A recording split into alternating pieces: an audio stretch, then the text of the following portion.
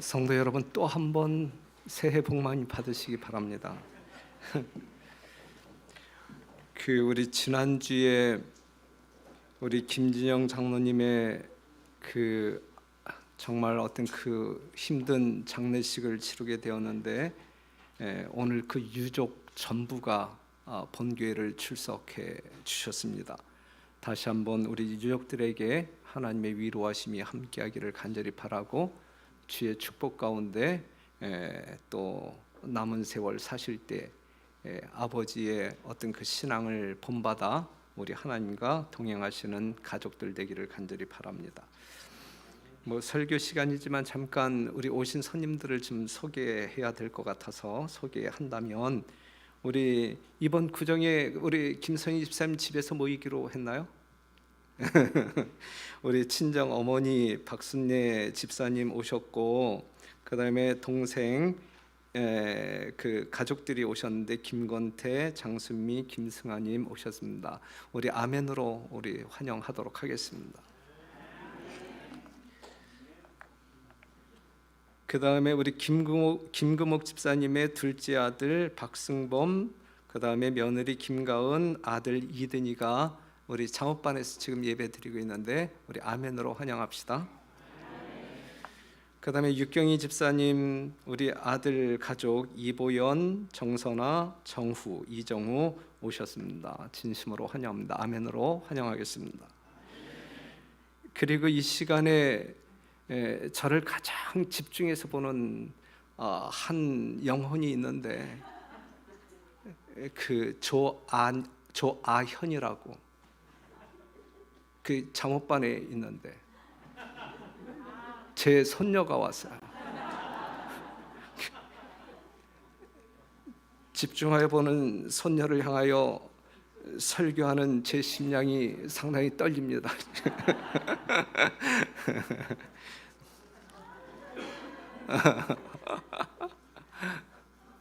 누가 가리고 있어 지금?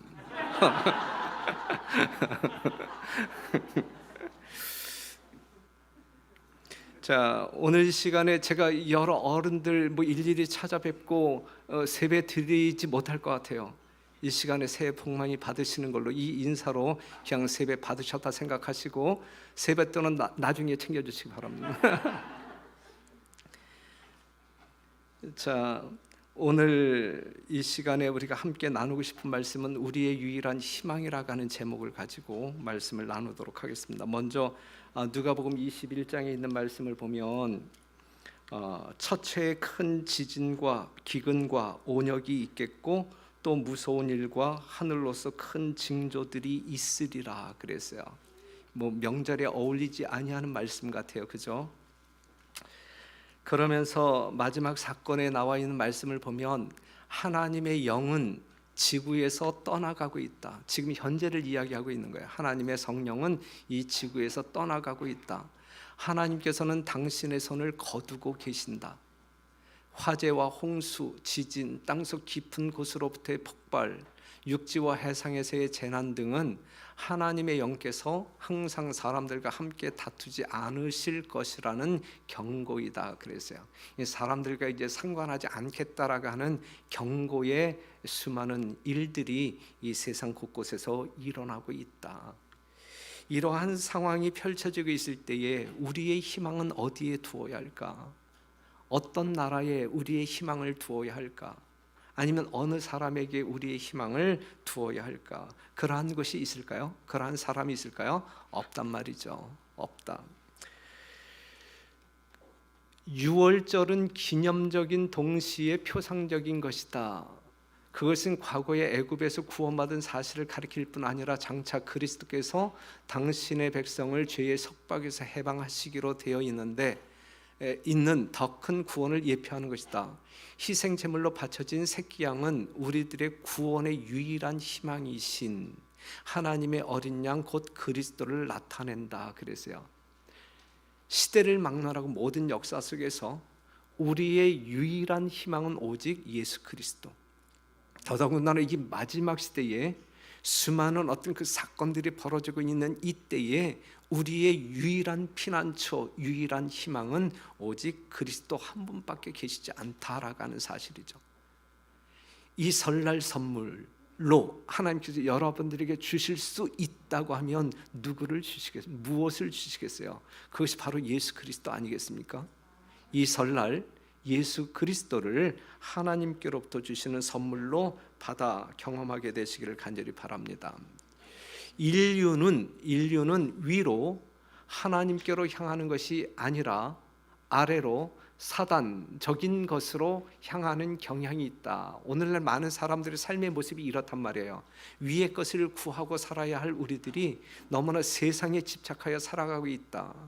그런데 그리스도는 우리의 유일한 희망이시다 그랬어요. 그리스도는 우리의 유일한 희망이시다. 그래서 여러분들이 지금까지도 오직 예수님에게 여러분들이 희망 전부를 걸고 살아오셨듯이 오늘 이 설날에 즈음하여 여러분들에게 하나님께서 여러분들에게 주시고자 하는 선물 예수 그리스도에 대해서 이미 여러분들이 다 알고 각인되어진 내용이지만 예수 그리스도라고 하는 선물에 대해서 우리의 유일한 희망에 대해서 살펴보려고 합니다. 자, 그분은 하나님이시다라고 하는 사실 이론의 여지가 없어요. 요한복음 1장 1절에서 3절에 있는 말씀을 보게 되면 태초에 말씀이 계시니라 이 말씀이 하나님과 함께 계셨으니 이 말씀은 곧 하나님이시라 예수님이에요. 예수님을 지칭하고 있는 이야기예요. 그로 말미암아 이 천지 만물이 창조되었다라고 하는 사실. 빌립보서 2장 6절에 그는 근본 하나님의 본체이시다 그랬어요. 이 땅에 인간의 모습으로 오셔서 3년 동안 생애하시고 하늘로 승천하신 그 예수님은 분명 누구이시다? 하나님이시다라고 하는 사실을 말해주고 있습니다. 그 하나님이 인간이 되어 이 땅에 오신 것입니다. 이것은 이 우주에서 일어날 수 있는 그리고 실제적으로 일어난 일들 중에서 가장 신비스러운 사건입니다. 너무너무 신비스러운 사건이기 때문에 우리가 결코 온전하게 이해할 수 없는 그러한 사건입니다. 그래서 시대의 서방에는 이렇게 기록하고 있어요. 이 작은 세계는 지구를 이야기하고 있어요. 이 작은 세계는 우주의 교과서이다. 하나님의 놀라운 은혜의 목적, 즉 구속하시는 사랑의 신비는 천사들도 또한 살피기를 원하는 주제로서 무궁한 시대를 통하여 그들의 연구 주제가 될 것이다 그랬거든요. 그러니까 하나님이신 예수가 인간 되어 이 땅에 오심으로 말미암아 인류의 구속을 위하여 십자가에 죽으셨다라고 하는 이 엄연한 이 역사적인 사건은 이 우주 세계에 있어서 가장 신비스러운 사건. 그래서 너무 신비스러운 이 사건에 대하여 천사들도 알기를 원한다. 연구하기를 원하는 주제 중에 하나이다. 그러면서 뭐라고 이야기하고 있냐면 이것은 무궁한 시대를 통하여 그들의 연구 주제가 될 것이다 그랬어요. 이 신비스러운 사건 하나님의 사랑에 대하여 우리가 하늘 가서도 계속적으로 공부하게 될 것이다. 그만큼 끝없는 것이다 라는 사실을 말해주고 있는데 지금 여러분들이 느끼고 있는 그것은 어느 정도인지 참 궁금해요. 얼만큼 하나님의 깊은 사랑을 이해하고 접촉하고 경험하고 사는지. 많으면 많을수록 여러분들의 믿음은 굳건해질 뿐만 아니라 이 땅에서 정말 희망 없는 이 세상 가운데서 여러분들은 최고로 행복한 삶을 살 수 있게 될 것입니다. 그 다음에 말씀을 보면 구속받은 자들이나 타락하지 않은 자들 모두 그리스도의 십자가에서 그들의 과학과 노래를 찾게 될 것이다. 예수 그리스도의 얼굴에서 비치는 영광은 자아 희생적 사랑의 영광임이 드러날 것이다. 갈바리에서 비쳐 나오는 빛으로 볼 때 자아를 부정하는 사랑의 법칙이 이 세상과 하늘의 생명의 법칙임이 드러날 것이다 그랬어요. 그러니까 사랑하는 성도 여러분, 이 세상과 하늘의 생명의 법칙이 무엇이냐라고 이야기하고 있는데 그게 뭐라고요? 자아를 부정하는 사랑의 법칙이 자아를 부정하는 사랑의 법칙이 이 땅에서도 하늘에서도 생명을 얻게 하는 법칙이다 라고 하는 사실.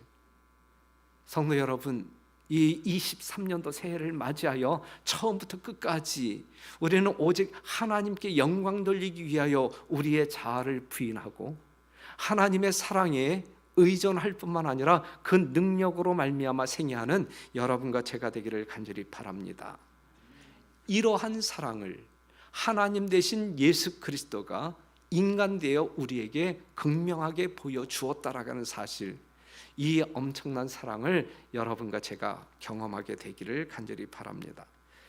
두 번째, 그분은 베들레헴 마구간에서 태어났다 아는 사실이잖아요. 그렇죠? 여러분들이 아시는 바대로 베들레헴이라고 하는 그 어원적 의미는 떡집, 빵집, 떡집이라고 하는 말이고, 누가복음 2장 6절에서 7절에 있는 말씀을 보게 되면 예수님께서 태어나셨을 때 어디에 누우셨어요? 맏아들을 낳아 강보로 싸서 구유에 뉘었으니, 구유에 뉘었.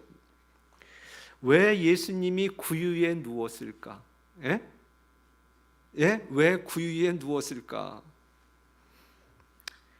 구유라고 하는 것은 짐승의 먹이통이잖아요. 짐승의 밥그릇이잖아요. 그렇죠? 우리 예수님, 요한복음 6장 4절 보게 되면 이 세상 모든 사람들에게 나누어줄 뭘로 오셨어요? 생명의 떡으로 오셨잖아요. 그렇죠? 우리의 먹이통에 누우셨단 말이에요. 우리 주님께서 우리에게 뭘 주기 위하여? 생명의 양식을 주기 위하여 우리 예수님 정말 그 밥그릇에 떡으로 누워 계신단 말이죠. 이거 굉장한 말 아닌가요? 그렇죠?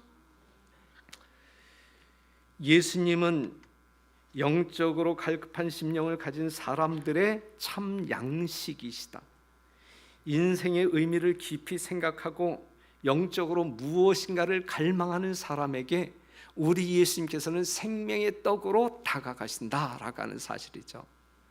사랑하는 성도 여러분, 그래서 마태복음 4장 4절에 있는 말씀을 보게 되면 이 세상 모든 사람들에게 하시는 말씀, 사람이라고 하면 들어야 할 말씀, 사람이 떡으로만 이 세상 밥상에 차려지는 그 떡으로만 살 것이 아니요, 하나님의 입으로 나오는 모든 말씀, 생명의 떡 대신 예수 그리스도로 말미암아 살 것이다라고 이야기하고 있거든요.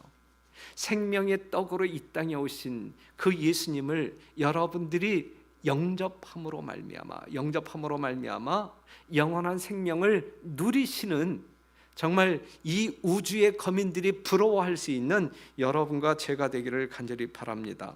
마태복음 26장 26절에 있는 말씀, 저희가 먹을 때에 예수께서 떡을 가지사 축복하시고 떼어 제자들을 주시며 가라사대 받아 먹으라, 이것이 내 몸이니라 하시고, 또 잔을 가지시고 이것은 너희를 위하여 내가 흘리는 피다라고 이야기하고 있잖아요. 사랑하는 성도 여러분, 그 떡 대신 떡 대신 예수 그리스도의 살을 먹고 피를 마시는 그러한 성도들이어야 우리는 하늘을 기업으로 얻고 생명을 얻을 수 있는 사람들이란 말이죠. 그렇죠? 그런데 예수님의 몸된 살을 먹는다라고 하는 말이 무슨 말이냐 이거죠. 그리스도의 살을 먹고 피를 마시는 것은 그게 뭐냐? 먹어야 된다고 했는데, 예수님의 살을 먹어야 한다고 했는데, 예수님의 피를 마셔야 된다고 이야기했는데, 그게 무슨 말이냐? 예수께서 우리의 죄를 사하신다는 것과 용서하신다는 것과 우리가 그 안에서 완전하게 된다는 것을 믿고 그를 개인의 구주로 받아들이는 것을 의미한다 그랬어요. 그러니 사랑하는 성도 여러분, 우리는 무엇을 믿어야 한단 말이에요? 십자가에 돌아가신 예수님이 우리의 모든 죄를 용서하셨다, 사하셨다라는 사실을 분명하게 믿어야 된다라는 사실이고, 그것을 믿음으로 받아들일 때 우리는 하늘 백성 되어 영원한 생명을 누릴 수 있다라는 사실을 이야기하고 있는 것이거든요. 이러한 믿음이 매일 매 순간 반복되어짐으로 말미암아 매일같이 예수님의 살과 피를 먹고 마심으로 말미암아 영원한 생명을 유지하시는 여러분과 제가 되기를 간절히 바랍니다. 그분은 사람을 고치셨다 그래서 사람을 고치셨다. 마태복음 4장 23절 보게 되면 예수께서 온 갈릴리에 두루 다니사 저희 회당에서 가르치시며 천국 복음을 전파하시며 백성 중에 모든 병과 모든 약한 것을 고치시니 그랬어요. 우리 예수님은 뭐 하시는 분? 예? 병을 고치시는 분. 오늘 교회에 가장 먼저 오신 분이 누구냐면 박상용 장로님. 새벽에 오셨어요. 새벽 이른 새벽에 오셨는데 이 교회 문은 닫혔고 밖은 너무 춥고, 그래서 이 교육관도 상당히 난방이 안 돼서 상당히 춥잖아요. 거기서 몸을 피하고 계시다가 제가 이제 교회 문을 여니까 이제 들어오셨는데 제가 깜짝 놀랐어요. 어쩐 일이시냐고, 왜 이렇게 일찍 오셨느냐고 노인네가. 그랬더니 김총자 집사님이 어젯밤에 이 상계 백병원에 이제 실려가신 거예요. 응급실에 실려가신 거예요. 예. 그러다가 이제 뭐 어떻게 저렇게 뭐 이제 새벽까지 갔겠죠. 그다음에 이제 남은 시간 이제 교회 갈 시간인데 시간 때우기가 뭐여서 그냥 교회 일찌감치 오셨는데, 우리 김총자 집사님 참 불쌍하잖아요. 너무 힘드시잖아. 예? 너무 아파하시잖아요. 그렇죠? 기껏 이제 온전하게 이제 생애하기 위해서 이제 무릎 수술 받으셨는데, 수술 받으신 이후에 다른 곳에서도 또 문제가 있고 쓰러지시기도 하고 정신을 잃으시기도, 우리 장로님 애처로워서 얼마나 불쌍한지 몰라요. 정말 우리 예수님께서는 그러한 어떤 그 아픈 자들을 치유하시기 위해 이 땅에 오셨고 고치셨다 그랬는데, 우리 예수님의 귀한 능력이 우리 김총자 집사님을 위시해서 우리 공동에 드나드는 많은 정말 온전치 못한 우리 편집사님도 오시다가 교회 못 오시고 중간에 돌아가셨다고, 무릎이 불편해갖고 오실 수가 없어서 그냥 이 교회 오는 것을 포기하고 집으로 돌아가셨는데 지금 예배를 영상으로 보시겠죠. 예. 이러한 모든 것들이 우리 하나님의 은혜로 말미암아 치유되는 놀라운 경험들이 23년도에 더 많아지기를 간절히 바라고, 무엇보다도 가장 혹독한 질병은 사망이라고 하는 질병이에요. 그렇죠? 예. 우리가 예수 그리스도의 은혜로 말미암아 사망에서 노임을 받아 따라가게 되면 이 땅에서의 생명이 무슨 의미가 있겠습니까? 그렇죠? 그냥 가장 먼저 우리의 영적인 삶에 있어서 예수 그리스도를 믿음으로 말미암아 사망에서 노임받는 진정한 치유됨을 경험하는 여러분과 제가 되기를 간절히 바라고, 가급적이면 하나님께서 주신 말씀 따라, 건강 원칙 따라, 창조의 질서 따라 순종하심으로 말미암아 이 땅에서 그냥 우리가 유지할 수 있는 건강을 최대한으로 유지하는 여러분들이 되기를 간절히 바랍니다. 불순종함으로 말미암아 손해보지 말게 되시기를 바라고, 순종함으로 말미암아 주님께서 예비한 모든 복들을 받아 누리시는 여러분과 제가 되기를 간절히 바랍니다. 그분은 죽은 자를 살리셨잖아요. 그렇죠? 죽은 자를 살리셨어요. 요한복음 11장 43절에서 44절에 있는 말씀을 보게 되면 이 말씀을 하시고 큰 소리로 나사로야 나오라 부르시니, 이제 우리가 얼마나 많이 감동하면서 듣는 성경절입니까? 그렇죠? 그래서 죽은 나사로가 이제 무덤에서 나오잖아요. 살림을 받잖아요. 예수님의 말씀 한마디로 말미암아, 예수님의 말씀 한마디로 말미암아 죽었던 자가 살아났단 말이죠. 나사로야 나오라. 죽었던 나사로가 살아났어요. 이 엄청난 사건이잖아요. 여러분들의 과학적인 사고로 이해할 수 있는 사건이에요? 이해할 수 없는 사건이잖아요. 이건 하나님의 능력을 신뢰하지 못하는 사람에게는 결코 믿을 수 없는 사건이잖아요. 그런데 우리는 하나님의 능력을 신뢰하는 사람들이기 때문에 이것이 정말 믿어지는 사건이잖아요. 말씀하셨을 때 만물이 조성되었고 존재하지 않았습니까? 마가복음 5장 41절에 있는 말씀을 보게 되면 그 야이로의 딸이 죽었을 때에 주님께서 소녀야 내가 내게 말하노니 일어나라 그랬어요. 그때에 12살 된 아이가, 죽었던 아이가 살아나지 않습니까? 이해할 수 있습니까? 이 놀라운 사건을 이해할 수 있습니까? 이해할 수 없지만 믿지 않을 수 없는 사건이에요. 예? 어떻게 죽은 자가 말 한마디로 말미암아 살아날 수 있을까? 어떻게 믿어요 그것을? 여러분들이 어떻게 과학적인 논리로 설명할 수 있겠습니까? 정말 설명 어렵잖아요. 그렇죠? 예? 정말 이해하기 힘든 내용이지만 하지만 믿지 않을 수 없는 내용이에요. 믿지 아니할 수 없는 사건이라, 실제적인 사건이기 때문에, 실제적인 사건이기 때문에 이것은 거짓도 아니고 속임수도 아닙니다. 저들의 일상 생활 속에서 일어난 분명한 사건이기 때문에 그래요. 말씀 한마디, 누구의 말씀? 예수님의 말씀 한마디로 말미암아 죽은 자가 살아난다니까요. 우린 그걸 믿고 사는 사람들이잖아요. 우린 그걸 믿고 사는 사람들. 지금 우리 김정민 집사님의 유족들이 지금 여기 앉아 계시지만 우린 장례 모든 절차 시간 속에서 4번의 예배 시간을 통해서 이 부분을 상당히 강조했잖아요. 우리는 믿어야 된단 말이죠. 요한복음 5장 28절, 이를 기이 여기지 말라. 무덤 속에 있는 자가 다 그의 음성을 들을 때가 오나니 선한 일을 행한 자는 생명의 부활로 나오리라 그랬어요. 무덤 속에 있는 자들이 다 그의 음성을 들을 때가 온단 말이에요. 우리 김진영 장로님이 그 음성을 들을 때가 온단 말이죠. 그때는 뭐 할 것이다? 살아날 것이다. 누가 살아난 것처럼 나사로가 살아나고 야이로의 딸이 살아나고 예수님이 부활하신 것처럼 살아날 것이다 라고 이야기하고 있는 거예요. 그러니 기이 여기지 말라. 이게 분명한 사건이니까, 분명히 일어날 사건이니까 기이 여기지 말라. 이상하게 여기지 말라. 믿지 못할 일로 여기지 말라. 이건 분명한 사건이다. 분명한 사건이다. 그런데 사랑하는 성도 여러분, 그렇기 때문에 하나님의 말씀은 전능한 거예요. 하나님의 입술 밖으로 나오는 말씀은 매우 전능한 거예요. 없는 것을 있게 하신단 말이에요. 죽은 자를 살리신단 말이에요. 오늘 이 순간 여러분들이 살아있다고 하지만 죽은 자들이잖아요. 그렇죠?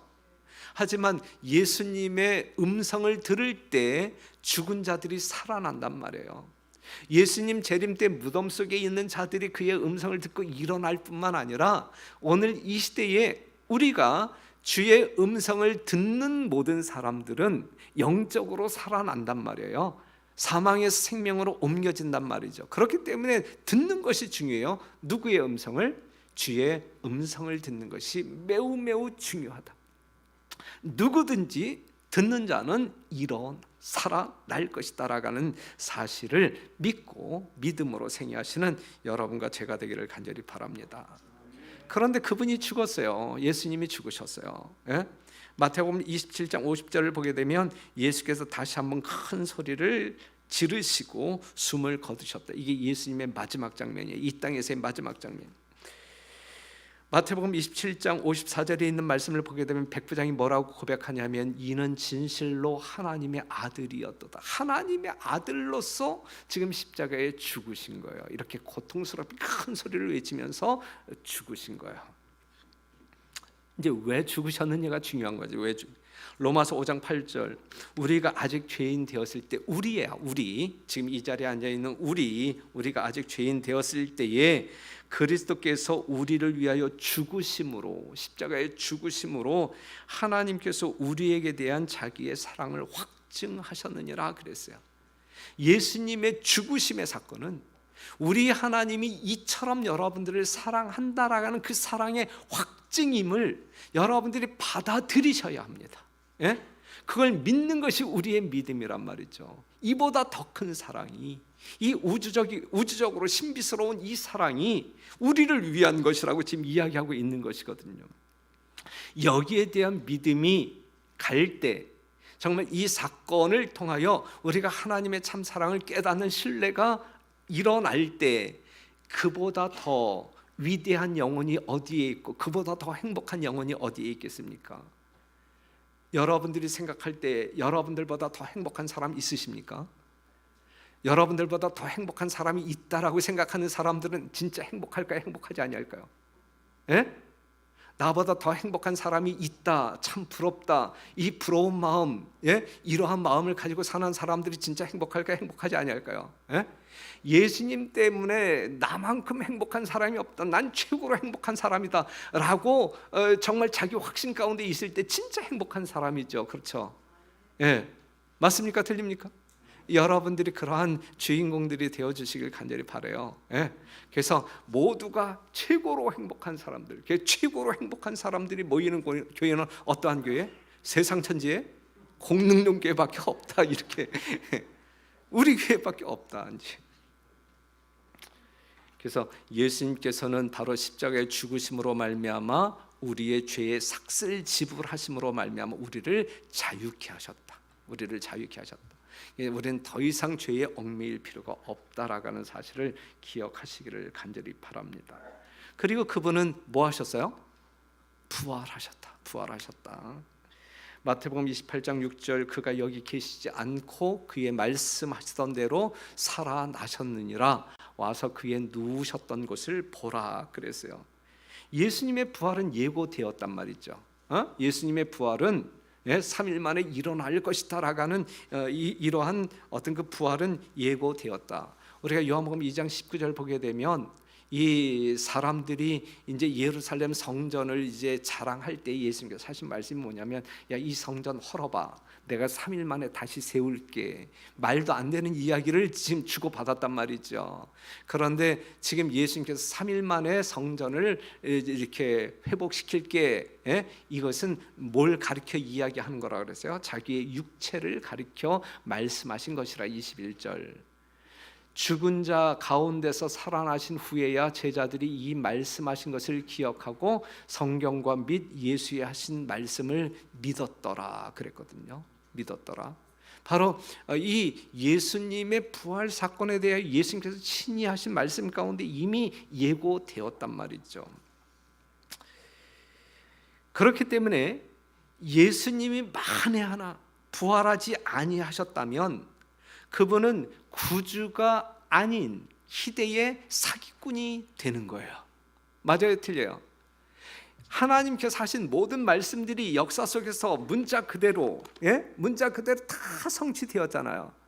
그런데 만에 하나 하나님께서 말씀하셨는데 성취가 안 되는 어떠한 말씀이 있다고 하게 되면 하나님은 사기꾼이지 우리의 창조주도 아니고 구속주가 될 수 없는 것이거든요.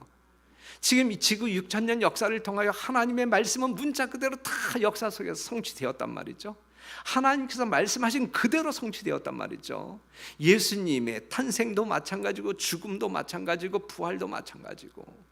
그렇다고 하면 예수님께서 약속하신 예수님의 재림이라고 하는 사건도 문자 그대로 성취될 것임에 틀림이 없다라는 믿음을 가지고 우리는 뭐 할 수 있어요? 살 수 있다, 살 수 있다. 그러한 믿음을 가지고 살 때에 우리의 심령 가운데 얼마나 큰 용기가 될 것이고 우리가 험한 세상 살아간다 할지라도 넉넉히 승리할 수 있는 능력을 얻을 수 있지 않겠습니까? 고린도전서 15장 16절을 보게 되면 만일 죽은 자가 다시 사는 것이 없으면 그리스도도 다시 사신 것이 없었을 터이요 그리스도께서 다시 사신 것이 없으면 너희의 믿음도 헛되고 너희가 여전히 죄 가운데 있을 것이요 그랬어요. 만약에 예수님이 부활하지 아니했다고 하게 되면 우리의 믿음은 다 헛것이다. 다 헛것이다. 그런데 예수님이 부활하셨단 말이죠. 그래서 고린도전서 15장 23절 제가 지난번 장례식에서도 이 성경절을 인용했는데 그러나 각각 자기 차례대로 되리니 먼저는 첫 열매인 부활의 첫 열매인 그리스도요 그 다음에는 그리스도 강림하실 때에 그에게 붙은 자요 그랬어요. 이 포도나무에 붙은 가지가 뭐 할 것이다? 부활할 것이다. 무엇으로 우리는 예수님께 붙어 있을 수 있나요? 믿음으로 말미암아.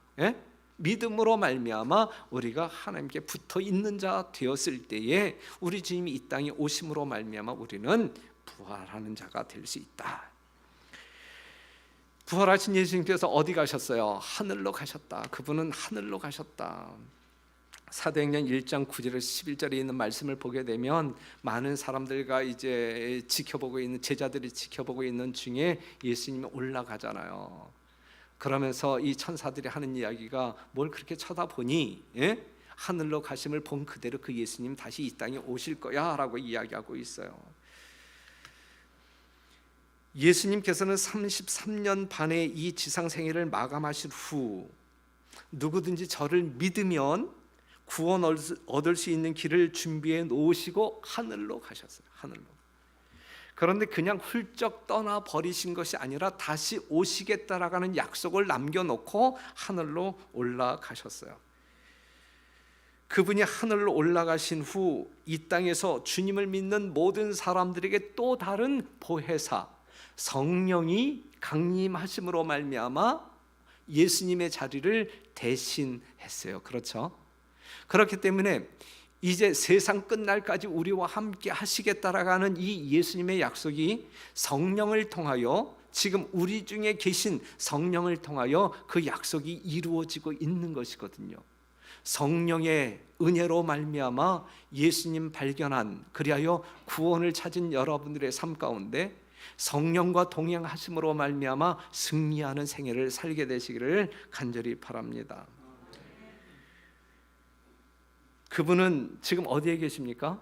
하늘 지성소에 계시며 일하고 계십니다. 여전히 누구를 위하여 일하고 계셔요? 우리를 위하여, 바로 나 자신을 위하여 일하고 계시다. 히브리서 9장 11절에 있는 말씀 보면 그리스도께서 장래 좋은 일의 대세장으로 오사 손으로 짓지 아니한 곧 이 창조에 속하지 아니한 더 크고 온전한 장막으로 말미암아, 하늘 장막이에요. 염소와 송아지의 피로 아니하고 오직 자기 피로 영원한 속죄를 이루사 단번에 성소에 들어가셨느니라. 9장 24절에는 그리스도께서는 참 것의 그림자인 손으로 만든 성소에 들어가지 아니하시고 오직 참 하늘에 들어가사 이제 우리를 위하여 하나님 앞에 나타나시고 그랬어요. 예? 우리를 위하여 하나님 앞에 나타나셨단 말이죠. 그 예수님의 모습이 어떠한 모습이냐면, 이제 다니엘서 7장 9절에 10절에 있는 말씀을 보게 되면 하나님이 이제 심판을 하는 장면 가운데 하나님께서 아버지 하나님이 심판을 하시는데 그 가운데 우리 주님께서 우리를 위하여 나타나셨단 말이죠. 뭘로 나타나신 거예요? 예? 중보자로 나타나신 거예요. 예? 우리의 변호사로 나타나신 거예요. 그래서 7장 25절에 있는 말씀, 그러므로 자기를 힘입어 하나님께 나아가는 자들을 온전히 구원하실 수 있으니 이는 그가 항상 살아서 저희를 위하여 간구하심이니라 그랬어요. 에? 여러분들이 아시는 바대로 예수님이 나의 피 하면서 심판하시는 하나님 앞에 여러분들을 위하여 대신 서 계시잖아요. 그렇죠? 여러분들이 구원받을 수 있는 것은, 여러분들이 죄로부터 정결할 수 있는 유일한 방법은 예수님께서 흘리신 그 보혈로 말미암아 정결해질 수 있는 거야. 그리스도의 보혈 없이 어느 누구도 구원받을 수 없는 거예요. 지금 그 예수님께서는 여러분들이 어떠한 죄를 짓고 회개할 때에 그러한 여러분들을 심판하시는 하나님께, 하나님 나의 피 보이시죠? 네. 그러므로 말미암아 우리가 속죄함을 받는, 그리하여 우리는 죄 없는 그러한 의인의 모습으로 하나님 앞에 발견되어지는 것이거든요. 이게 조사심판이잖아요. 그렇죠? 우리가 이 재림교회가 탄생하는 과정을 보게 되면 윌리엄 밀러가 재림운동, 그리하여 모든 사람들이 전 세계적으로 정말 이 영적 부흥이 일어났을 때 10월 22일 날 예수님이 오신다고 했는데 오시지 않았잖아요. 그때 하나님의 백성들이 경험하고 다 떠나간 것이 뭐예요? 대실망이에요. 대실망. 그건 우리는 교회에서의 대실망이라고 정리를 해놓았잖아요. 뭐가 보이지 않았을 때, 하늘 성소가 보이지 않았을 때 그들은 실망하고 떠날 수밖에 없었던 거예요. 예. 하늘 성소가 보임으로 그들이 드디어 누구를 보았어요? 예수님을 보게 돼요. 예수님을. 하늘 지성소에 계신 예수님을 보게 된단 말이에요. 하늘 지성소의 예수님을 바라봄으로 제7일 안식일 예수 재림교회가 이 세상에 탁 탄생한 겁니다. 예? 하늘 지성소에 계신 예수님을 봄으로 바라볼 수 있음으로 말미암아 우리 재림교회, 남은 교회가 이 역사 속에 탄생했습니다. 그들은 하나님의 심판하시는 광경과 예수님이 우리 자신들을 위하여 중보하시는 사역을 보았어요. 그러므로 말미암아 내가 이 시대를 어떻게 살아야 할지를 알게, 지금 하늘 지성소에서 우리를 위하여 사역하고 있는 예수님이 보이지 아니하는 사람들은 이 세상을 우리가 어떻게 살아야 할지 알까요? 모를까요? 몰라요. 예. 하늘 지성소에 계신 예수님을 증거하는 것이 우리의 사명이 되었어요. 예. 그렇기 때문에 우리가 항상 누구를 바라보자 이야기하는 거예요. 믿음의 주에 온전케 하시는 예수를 바라보자 그랬는데, 지금 그 예수님이 어디에서 발견되어지는 거예요? 여러분들이 어디를 쳐다볼 때 그 예수님을 볼 수 있는 거예요. 예? 그 예수님이 승천하시 하늘 지성소에 계시거든요. 지금 예수님의 현주소는 하늘 지성소이시거든요. 하늘 지성소에서 예수님이 지금 무슨 일을 하고 있는지 알아야, 그것이 나와 어떠한 관련이 있는지 알아야, 그래야 내가 어떠한 믿음으로 이 세상에 대처하여 살아갈지를 방법을 알 수 있는 것 아니겠습니까? 그렇죠? 예. 그럼에도 불구하고 많은 사람들이 십자가에서 예수님께서 다 이루셨는데 지금 조사 심판이 웬 말이야, 이런 말 진짜 쓸데없는 말이고 사단적인 아주 악의적인 말이거든요.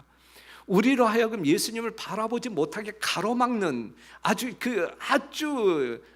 고약한 이야기거든요. 성경에 전혀 없는 이야기거든요. 여기에 미혹당해서는 안 되는 것이거든요. 그렇죠? 우리는 바라보아야 할 예수님을 바라보아야지. 지금 예수님이 계신 곳을 들여다보면서 예수님이 지금 어떠한 사역을 하고 있는지 우리가 보아야지. 그렇죠? 그래야 우리가 하나님의 무한한 사랑, 정말 지금 이 순간에도 나의 피 하면서 정말 십자가의 어떤 그 십자가에서 흘리신 보혈을 하나님 앞에 제시하면서 내가 죄의 삭을 다 지불했는데요, 내가 저 영혼을 살리기 위하여 내가 이 피 흘렸는데요, 예. 그리하여 중보하심으로 말미암아 우리가 그리스도의 의를 선물로 받는 것 아니겠습니까? 이게 구원 아니겠어요? 그런데 우리가 그러한 것을 보지 못할 때 정말 나를 향한 하나님의 사랑 이야기하지만 그것은 막연할 수 있고, 지금 예수님께서 정말 이 하고 있는 사역을 우리가 알지 못할 때 나는 어떻게 살아야 올바로 사는 것인지 알 길이 없잖아요. 그 선지자와 왕에 있는 말씀을 보면 행악자들은 다가올 심판의 날과 모든 범죄자들을 신속한 멸망으로 형벌하시겠다는 하나님의 뜻에 대하여 엄숙한 경고를 받았다 그랬어요. 예? 이럴 때 이 심판이라고 하는 단어가 무서워요? 무섭잖아요. 두려워요? 두렵잖아요. 예? 다니엘서 7장 10절에 나와 있는 이 예수님의 이 심판 광경을 보게 되면 거기에 생명책이 다 무슨 기록책이 다 펴져, 우리의 모든 죄를 낱낱이 살피신다 그랬는데 두려워요? 두렵지 않아요? 예? 그런데 사랑하는 성도 여러분, 심판이라고 하는 이 사건이, 이 하나님의 심판이라고 하는 사건이 어제 새벽 기도 시간에서도 이야기했었는데, 이게 우리에게 얼마나 은혜스러운 것인지를 알아야 돼. 심판이 우리에게 두려움의 어떤 그 사건이라고 하게 될 때 우리는 신앙을 제대로 못하고 있는 것이고 지금 신앙을 게을리하고 있는 증거 중에 하나인 것이거든요. 자, 그 다음 말씀을 볼게요. 그러나 아무도 희망 없이 버려둔 바 되지 아니하였으니 이는 심판에 대한 예언은 사람들로 하여금 회개하고 하나님과 화평을 누리라는 초청이 동반되어 있다 그랬어요. 이 말씀이 은혜롭지 않아요? 심판이 예고되어 있다야. 그렇죠? 이 심판에서 패스하지 못하면 우리는 형벌을 받을 수밖에 없다. 이것이 이제 경고적으로 우리에게 예언되어져 있잖아요. 그런데 이것이 너희들 조금만 참아봐, 조금만 그대로 있어봐, 내가 형벌을 내릴 거야, 너희들 그냥 죽여버려, 이제 만약에 이런 식으로 이해되어진다고 하게 되면 그거야말로 두려운 것이죠. 그런데 이러한 심판의 경고가 이미 예고되었다고 하게 되면 내가 하나님의 선하신 뜻이 무엇인지 알고 하나님의 뜻을 쫓아 온전한 믿음을 가지고 살아야 되겠네. 이게 하나님의 자비로운 초청의 음성으로 들릴 때에는 이 심판의 경고가 우리에게 두려운 것이 아니라 상당히 은혜스러운 사건으로 받아들여질 수 있단 말이죠. 그리고 이 심판을 행하시기 전에 모든 개개인의 구원을 위하여 우리 하나님께서는 하실 수 있는 모든 일들을 다 하신단 말이에요. 예? 여러분들이 들어야 할 복음, 깨달아야 할 모든 진리를 다 알 수 있도록 모든 기회, 모든 걸 다 천사들을 동원하고 이 땅에 있는 사람 대리자들을 동원하든지 아니면 그냥 뭐 여러분들의 꿈속에 나타나든지 어떤 그 꽃 한 송이를 보면서 이 꽃 멋있어요, 멋있잖아요. 예? 얼마나 멋있어요. 여러분들이 교회 오실 때 감동 받잖아요. 마음이 새로워지잖아, 마음이. 그렇죠? 더군다나 오늘 설날이라고 복주머니가 다 있잖아요. 그렇죠? 예? 이 복주머니는 여러분들에게 복을 주겠다라고 하는 복주머니예요, 아니면 여러분들이 여기다 뭘 넣어야 된다라고 하는 복주머니예요? 이 꽃꽂이를 해주신 우리 한정아 집사님에게 너무너무 감사드리고, 이 한정아 집사님의 어떤 그 하나님을 향한 마음의 표시, 그것이 우리의 마음 가운데 전달되고 있다라고 생각이 되어져요. 그런데 제가 무슨 말을 하려고 했었죠? 그러니까 우리 하나님께서는 하실 수 있는 모든 것들을, 우리의 구원을 위하여 하실 수 있는 모든 것들, 이 꽃들을 보면서도 우리가 하나님의 신성을 느낄 수 있다고 할 때, 그 신성을 쫓아 우리의 마음이 이끌린 대로 찾아가게 될 때 우리는 말씀 속에서 주님을 만날 수 있고 구원을 찾을 수 있는 것이거든요. 이러한 모든 것을 하셨음에도 불구하고 우리가 거절함으로 말미암아 우리의 양심이 굳어졌을 때, 더 이상 하나님께로 돌아올 수 있는 가능성이 없을 때, 그때 하나님의 형벌이 임하게 되는 거예요. 예. 그러니까는 이 심판이라고 하는 사건 자체가 우리 하나님께서 어떠한 사랑을 우리에게 보여주고 있는지 극명하게 보여주고 있는 그러한 어떤 그 전제적인 사건이라고 하는 사실을 기억하시고, 예? 심판, 하나님은 너무 두려워, 이게 아니라 심판, 어떤 우리 주님께서 행동하시 전까지 하나님께서 하시는 사랑의 행보를 여러분들이 이해하신다고 하게 되면 뭉클한 감동에 빠져들 수밖에 없다 이거예요. 누가 하나님을 두려운 하나님으로 전해요? 아니잖아요. 하나님은 처음부터 끝까지 알파와 오메가이신 우리 하나님은 처음부터 끝까지 사랑이죠. 자신의 모든 것을 다 우리를 위하여 헌신하고 희생하는 사랑의 하나님이시죠. 그 하나님과 친하게 지내는, 가장 친하게 지내는 2023년도 공동령교회 모든 성도 여러분 되시기를 간절히 바랍니다. 그분은 다시 오신단 말이에요. 그렇죠? 다시 오십니다.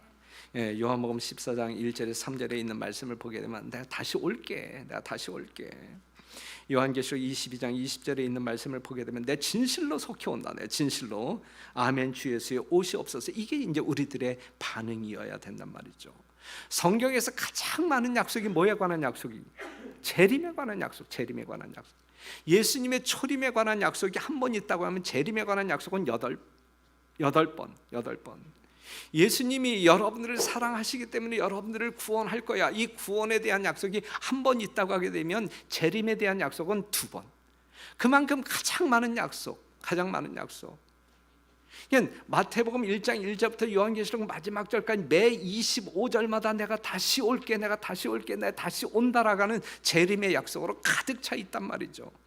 여러분, 지금까지 지구 6,000년의 역사를 여러분이 이 성경을 이렇게 놓고 이 역사를 더듬어 보게 될 때, 이 성경에 예언되어진 모든 내용들이 아까도 이야기했처럼 문자 그대로 성취되었다라는 분명한 사실을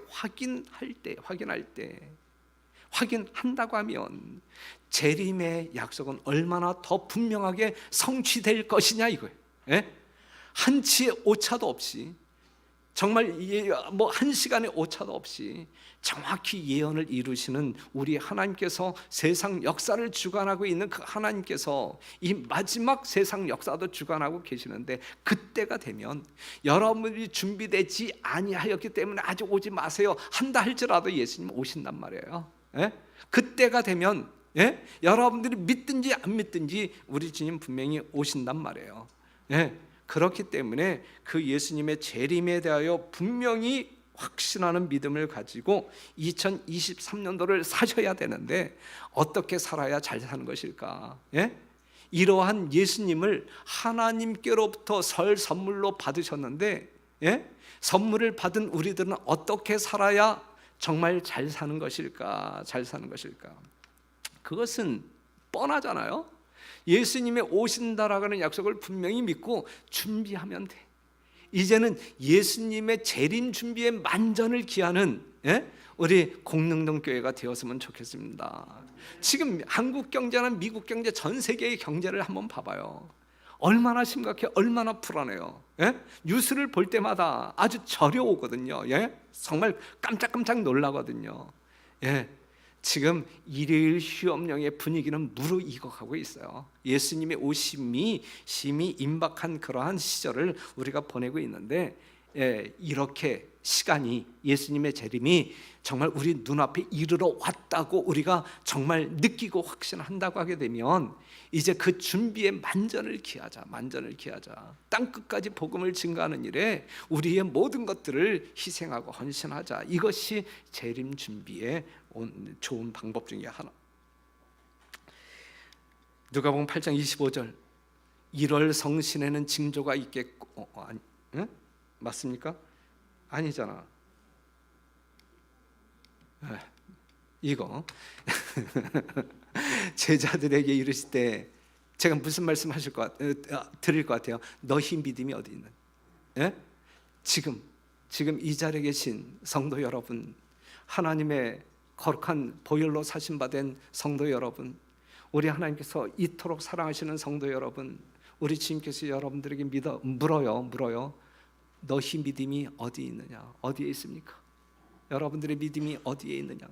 인자가 올 때의 믿음을 보겠느냐 그랬는데, 너희 믿음이 어디 있느냐? 사랑하는 성도 여러분, 우리의 믿음이 주님께 고정되는 23년도 한 해가 되기를 간절히 바라면서, 다시 한번 이 설날을 맞이한 여러분 모두에게 하나님의 무한하신 축복이 함께 하시기를 간절히 바라면서 말씀을 마치겠습니다.